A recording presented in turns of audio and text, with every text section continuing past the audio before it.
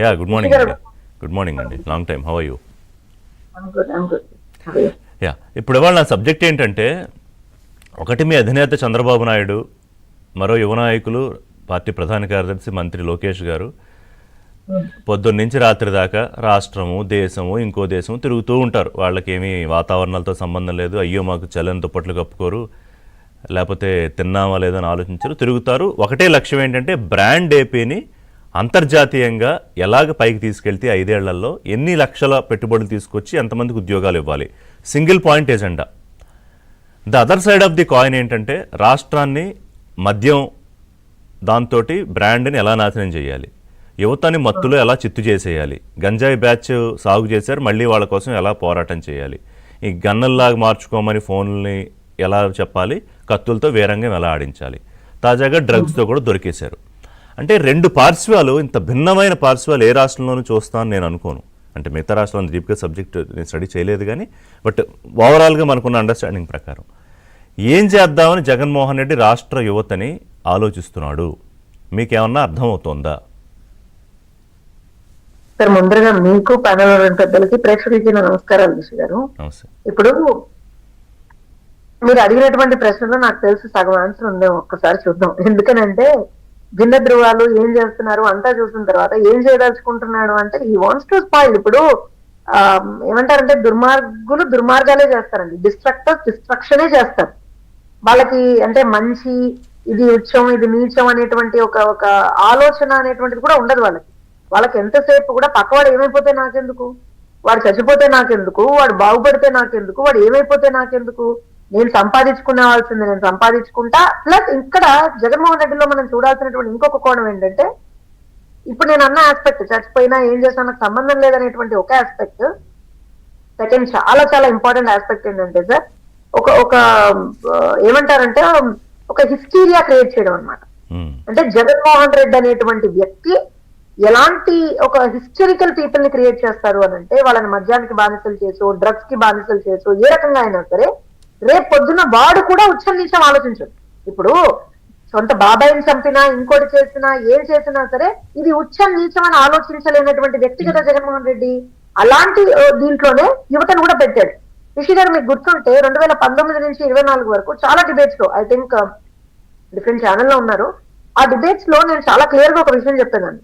రేపు పొద్దున మా ప్రభుత్వం వచ్చినప్పుడు మేము అన్ని బాగు చేసుకుంటాం సార్, ప్రతి ఒక్కటి. నేను అన్నాను, ఫైనాన్షియల్ ఇన్స్టెబిలిటీ ఏదైతే రాష్ట్రంలో ఉందో విల్ ఫిక్స్ ఇట్ బ్యాక్.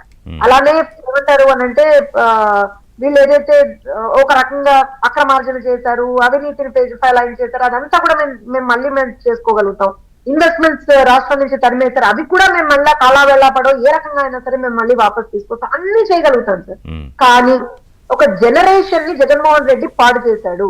ఒక జనరేషన్ ని జగన్మోహన్ రెడ్డి డ్రగ్స్ కి మద్యానికి మత్తుకి బానిసలుగా చేశాడు. వాళ్ళని మేము మళ్ళీ జనజీవన స్రవంతిలోకి మళ్ళీ తీసుకురావాలంటే it is a herculean task for us. మేము ఆ ఒక్క విషయం గురించి భయపడుతున్నామండి అని చెప్పి నేను ఆల్మోస్ట్ 5 సంవత్సరాలు చాలా చాలా డిబేట్స్ లో చెప్పాను. నేను మీతో కూడా చాలా సందర్భాల్లో డిస్కస్ చేశాను. ఇవాళ వీఆర్ సీయింగ్ దట్ సార్.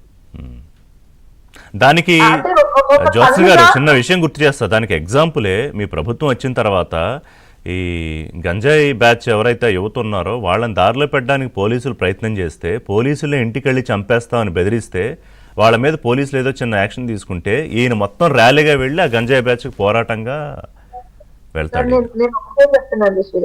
నేను అందుకే చెప్తున్నాను, ఆ రోజున మేము భయపడింది వాళ్ళకి జరిగింది, అయినా సరే మేము దాన్ని కూడా మళ్ళీ యూనో ఒక ట్రాక్ లో పెట్టేటువంటి ప్రయత్నం చేస్తున్నాము. అసలు అంటే మనుషులుగా ఎలా బిహేవ్ చేయాలి అనేటువంటి దాంట్లో మేము బిహేవ్ చేస్తుంటే ఇంకా కూడా మీరు అన్నారు చూస్తారా, గంజాయి బ్యాచ్ వెళ్ళి పరామర్శిస్తాడు, లేకపోతే ఇంకొకళ్ళు ఎవరైతే మర్డర్లు చేశారో వాళ్ళని వెళ్ళి పరామర్శిస్తారు, ఇంకోటి చేస్తాడు. సో జగన్మోహన్ రెడ్డి ఇవన్నీ చేస్తున్నప్పుడు ప్రాబబ్లీ ప్రజలకు అర్థమవుతుంది సార్. అందుకే ప్రజలు కూడా ఇవాళ రోజున ఒక రకమైనటువంటి అసహ్యంగా జగన్మోహన్ రెడ్డిని చూస్తున్నారు. మీరు ఒక్కసారి you just go to the public and talk. Rishi గారు, నేను తెలుగుదేశం పార్టీ అధికార ప్రతినిధిగానో ఇంకోటో అని కాదు, ఒక తల్లిగా నేను ఆ టెన్యూర్ లో జగన్మోహన్ రెడ్డి టెన్యూర్ లో ఏదైతే భయపడ్డానో, వాళ్ళ పిల్లల్ని ఇప్పుడు ఒక తప్పు దోవలో పోయినట్టు పిల్లవాడిని మళ్ళీ సరైన ట్రాక్ లో తీసుకురావడం అనేటువంటిది ఎంత పెయిన్ఫుల్ అనేటువంటిది ఒక తల్లికే తెలుస్తుంది సార్. ఇవాళ రాష్ట్రంలో ఉన్నటువంటి రాష్ట్ర పెద్దలు ఒక పేరెంట్ సిచ్యువేషన్ లో ఉండి, ఒక తల్లిదండ్రి స్థాయిలో ఉండి వాళ్ళు మీరు గమనించండి, ఊరికే చంద్రబాబు నాయుడు గారు ఏదైనా ఇలాంటి పరిస్థితి వచ్చినప్పుడు ఏం చెప్తారండి? ఎవరన్నా ఆడపిల్లల సైడ్ కన్నెత్తి చూస్తే తాట తీస్తా అని చెప్తారు. అంటే ఒక స్ట్రాంగ్ మెసేజ్ ఇస్తున్నారు. ఎందుకు ఇస్తున్నారు సార్? ఎందుకు ఇస్తున్నారు? మనం అది చెయ్యకపోతే పిల్లలు బాగుపడరండి. ఒక్కొక్కసారి మనం కొట్టి చెప్పాల్సి వస్తుంది పిల్లలకి, అదేం తప్పు కాదు. ఇప్పుడు నా సొంత కొడుకైనా సరే తప్పు చేసినప్పుడు ఖచ్చితంగా మనం వాళ్ళని కొట్టి చెప్పాల్సి వస్తుంది, మందలించి చెప్పాల్సి వస్తుంది, అన్ని చేయాలి. కానీ ఇవాళ పరిస్థితి ఏంటంటే రాష్ట్రంలో ఒక everything has been normalised. Rishi గారు, ఈ పాయింట్ నేను మీకు చాలా ఏమంటారంటే బాధతో చెప్తున్నాను. ఒక మర్డర్ చేసినా అది నార్మల్, ఒక రేప్ చేసినా ఒక నార్మల్, ఒక ఏమంటారంటే ఒక పోలీస్ వాడిని కొట్టినా అది నార్మల్, లేకపోతే ఒక యూనో రప్ప నరికేస్తామంటారు చూసారు, అది నార్మల్. వాట్ నాన్సెన్స్ అండి? వాడు ప్లకార్డులు పట్టుకొని తిరుగుతాడు, దాన్ని మహానుభావుడు ఏమంటారు? తప్పే ఉంది, రప్ప అంటే తప్పే ఉంది అన్నాడు ఆయన. Normalising violence, normalising drugs, normalising alcohol, normalising the wrong deeds. ఇది రాష్ట్రంలో జరిగింది గత 5 సంవత్సరాలుగా. దాన్ని మేము ఇవాళ రోజున బాబు తప్పు చేస్తున్నావు, ఒక అమ్మాయి వైపు కన్నెత్తి చూసినా, ఒక అమ్మాయి మీద చెయ్యేస్తే అది తప్పురా ఇడియట్ అని చెప్పి చెప్తున్నాను సార్. వాడికి శిక్షలు వేస్తున్నాను సార్, వాడు భయపడేట్టు చేస్తున్నాను సార్. ఇది this is the most important thing. Rishi గారు, నేను ఒక్క మాట చెప్తాను. రిషి గారు, ఒక్క మాట చెప్తాను. ఇవాళ మీరు అన్నారు చంద్రబాబు నాయుడు గారు, లోకేష్ గారు, ఎంటైర్ టీం ఇవాళ రోజున కష్టపడుతున్నారు రాష్ట్రం కోసం. ఎండనక, వాననక, పగలనక, రాత్రనక, మీరు అన్నట్టు చలనక, ఏది లేక పాపం తిరుగుతున్నారు. ఎందుకండి? చంద్రబాబు నాయుడు గారు చూడని పదవులా, లేకపోతే లోకేష్ గారు చూడని డబ్బా, చూడని పదవా ఏంటి? వాళ్ళకి ఒకటే, రాష్ట్రాన్ని బాగు చేయాలనేటువంటి ఒకే ఒక ఉద్దేశంతో పనిచేస్తున్నాం కదా. మాకు ఇంకేమన్నా వేరే, ఇప్పుడు మేము ఉన్నాం సార్, ప్రతిపక్షంలోనూ పనిచేస్తాం, అధికారంలోనూ పనిచేస్తున్నాం. రేపు పొద్దున్న ఏం జరిగినా మేము తెలంగాణలో అసలు పార్టీ లేదు అన్న పరిస్థితుల్లో కూడా మేము we are working for the people. ఎందుకు? తెలుగుదేశం పార్టీ సిద్ధాంతం ఎప్పుడు ప్రజాపక్షంగా ఉంటుంది, ప్రజలకి మంచి చేయాలనేటువంటి సిద్ధాంతంతో పనిచేస్తాం తప్పించి మాకు ఇంకే హిడెన్ ఎజెండాస్ ఉండవు సార్. కానీ ఒకటి చెప్తున్నాను, ప్రజలు మాత్రం జాగరూకులై ఉండాలి. వీళ్ళు ఒక దొంగల ముఠా అన్నమాట.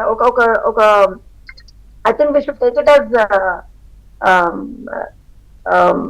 ఏమంటారు సార్, ఒక రాంగ్ దీంట్లోకి తీసుకెళ్లిపోతున్నారు. అదే ఇప్పుడు నిన్న లోకేష్ అన్నారు కదా, ఇప్పుడు ప్రతి విషయంలోనూ వీళ్ళు ఫేక్ ప్రచారాలు. ఇప్పుడు ఏ సోషల్ మీడియా వీళ్ళ దాంట్లో ఏమన్నా యాక్టివ్గా పనిచేస్తుందంటే ఆ సోషల్ మీడియా ఇంకోటి ఉంటుంది, అది కూడా మంచి కోసం చేస్తుందా? నో.